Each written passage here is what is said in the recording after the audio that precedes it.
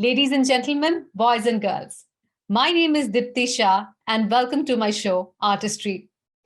Today I have with me a classical Feng Shui and metaphysics consultant, Miss Priya Subberwal. Hello, Priya, and welcome to my show. Hi, Diptii. Thanks for having me. First of all, Priya, your background looks very interesting. Can you tell us what is that drawing? Diptii, the image at the back is basically something called the 24 mountains. And people usually think that we do feng shui is just simply north, south, east, west. But actually, when we're doing a consult, there are 360 degrees. And we go down to the very degree to fine tune the feng shui in your home or in your office. So here, if as you can see behind, these are called the 24 mountains. And most of the text is in Chinese. And there's a lot of information in that, and sometimes we don't need to refer to any formulas. If we just read the compass, we have all the information with us in a minute. Priya, please tell us, how did your Feng Shui journey begin? It's a very interesting story, actually, Dipti. So I trained as an interior designer, and I just happened to glance look at a feng shui coffee table book. And as I was looking through it, I said, this looks very interesting, and perhaps I could add this to my skill set as an interior designer. And that's how it started. It just started as a hobby, and then it developed into a passion, and finally a career prospect. How do you define Feng Shui?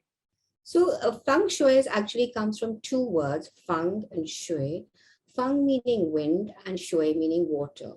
So the ancient sages had, studied the environment and the topography very intensely, and they discovered that there are certain spots in the environment which have a high chi or prana or energy level. So the concept of feng shui is this, that, the energy or prana or chi comes from the mountains. It transcends through the wind, which is feng, and settles at the base of water, shui. So hence the word feng shui. You also call your company Disha Consulting, right? Yes, that's right. Disha Limited. Right. So what is the meaning of the word Disha? Disha comes from the Sanskrit word Dishadhara, which essentially means direction. So many people ask me, how come you're an Indian and you are pursuing a Chinese metaphysics? So it just happened by chance. Because I lived in Southeast Asia, and I got an opportunity to learn from very good seafoods and masters all over Southeast Asia, China, Malaysia, Taiwan, Indonesia, and of course, Hong Kong. But when I started my company, I wanted to have a little bit of my own roots. So I loved the word Disha, and I liked the meaning, which means direction. And I thought it was very apt for a feng shui company to have, the meaning being direction, because that's essentially what feng shui is all about. Priya, please tell us, why should we use Feng Shui in our properties? Okay, so a lot of people come to me to ask to do the feng shui of their offices or their homes for various reasons. Sometimes there's some blockage in their life, or they feel that they can, it could help them achieve their goal a little faster, or they just have an interest in it, or they've read something about it.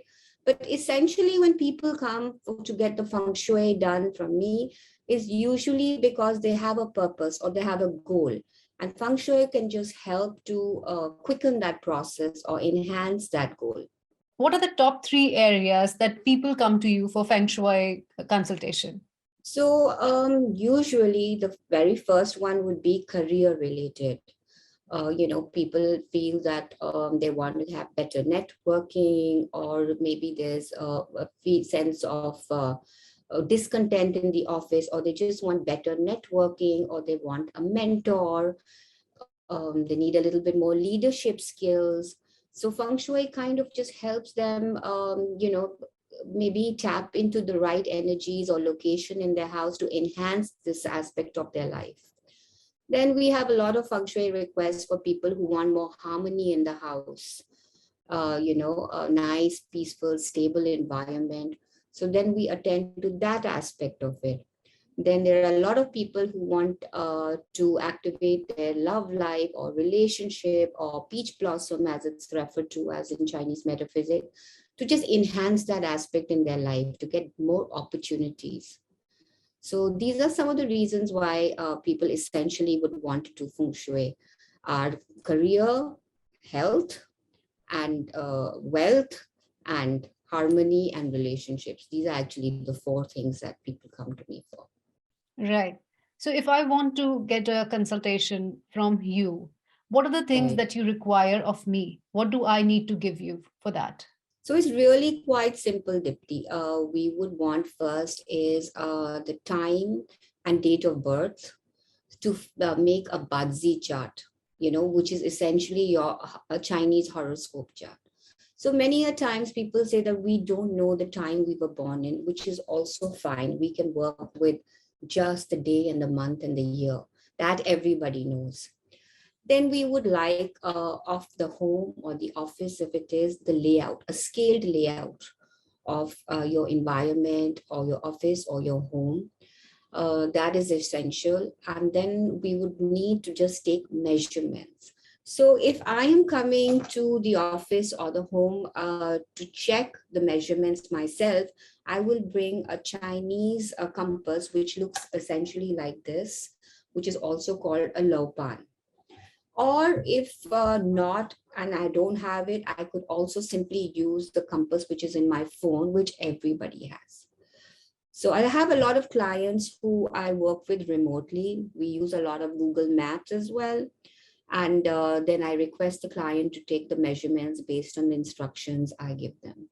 So it's pretty simple, very easy. And mostly, I think anybody can do it. Priya, traditionally, or even in these days, I think, most of the Feng Shui items that are sold in local bazaars, markets are like, maybe get this particular photo, get a laughing Buddha. Is this the kind of Feng Shui that you do? No, not at all, Dipti. That's not at all what I practice. So I studied classical feng shui, and this is a new trend which is started by new age practitioners. It's also sometimes a marketing gimmick where they try to promote various items. But essentially, for classical feng shui, for my clients, I never advise them to buy anything. Most of the things that we use as remedies or how we use certain aspects of feng shui is usually natural elements, which is fire, for which we can just simply use a tea light, an IKEA tea light would do. We use water everybody has in their house. This could be put in a bucket or a nice vase. Again, you could buy a simple glass vase or just a bucket if you need to. We use bamboo, which also is easily available everywhere, and metal. Now, for metal also, we don't need to buy any expensive or typically Chinese looking item. Even if we have like dumbbells in the house, or we have some pre-existing statue, heavy metal around like 6 kilos, we can use that. So it's just very simple stuff. So when you speak about all these things, it makes me think about, my actually me moving into a new house. Could you tell me, like, say, a top 3 or 5 things that I should keep in mind when I'm moving into a new house? Yeah, sure. So the very first one would be the entrance of the house. So I don't know, Dipti, are you in a house or are you in an apartment? I'm in a house. You're in a house. So, well, then you are flushed for choice because then you have various entries. But if you live in an apartment, for those of us who don't have the luxury of a house, the entry of the house or the main door, that area is called the chi mouth. So that area is very essential to have that area clean and clear. So many times, especially like in Asian families, people take off their shoes and they keep it all around the entrance. We don't want that. We don't want kids' toys. We don't want shoes. We don't want rackets, nothing. The entry of the house should be absolutely clean and clear for the chi to enter. This is why it's called the chi mouth. And then it meanders to the house and goes into various different spaces in your home. So that's number one, is having a very nice, clean and clear chi mouth or your entry of your home. A second area where we would want no fuss, no noise, no clutter would be the center area of your home. So the center of your home is treated as similar to the heart, because it's the central palace. So try not to put things like waterfalls or loud music or any obstructive item. So again, the center of the house should be clear and clutter free. Thirdly, if your master bedroom is very crucial because that's where you spend around 8 to 9 hours of your life, and that is a restorative time when you sleep. So typically, if your bedroom is yin and not overtly active with yang elements such as too much of sunlight or reflected mirrors or TVs. We want it to be very calm. So when you go into sleep, we want it, to have a restful sleep. So the yin is opposite to yang, right? Yang being very active, dynamic, and bright, and yin being restorative, dark, and more subtle. So the bedroom has to be balanced in that way. Try not sleeping under windows. Try to ensure that you have a load-bearing wall behind your bed. And I think that's about it. The other things can just we can tweak. Yes, one very important thing is try not sleeping under any kind of beam. You have those beams on the top of the Right. house, and Yeah. sometimes there are lots of very elaborate false ceilings. So if it's flush, it's okay, but try not putting your bed under a beam. And one more tip I would like to give you is now coming from 2022 onwards for the next 20 years, the south area of your house is extremely auspicious. In fact, the south has the star 9 now, which is called the purple star, which is associated with happiness. And it's a yin energy. So for female entrepreneurs like you or anybody in, digital media, any kind of healing or unusual kind of studies like metaphysics or yoga or, different kind of studies, eclectic more studies, it would be a great area to use that area. So things that can be done south facing, because south is attracting, the energy coming from the south is going to be Yeah, I positive. think more than direction, it would be location. Try to figure out which is the south room in your house. Right. And another way you could trigger the chi there is by lighting a candle there. Okay. Okay. Wow. Thank you for that.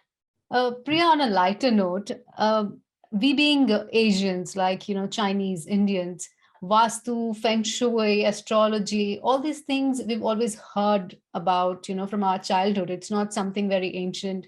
I mean, it's not something very new to us. And hence we do accept it in our lives very easily. Right. But you also consult for Western countries and meet a lot of different crowd and kinds of people abroad, like in the Western hemisphere, accept this kind of knowledge that comes from the East. Well, Dipti, interestingly, people who approach and want to get feng shui done are usually very open to it.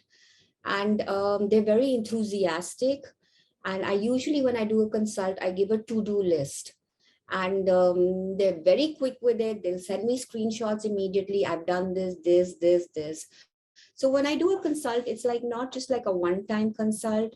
I keep topping that up with information and updates through the months with good times, good dates, and so we kind of have a relationship, a rapport going. So that helps me as well when I am doing my work. It just gives me another a dimension when I'm working with a client.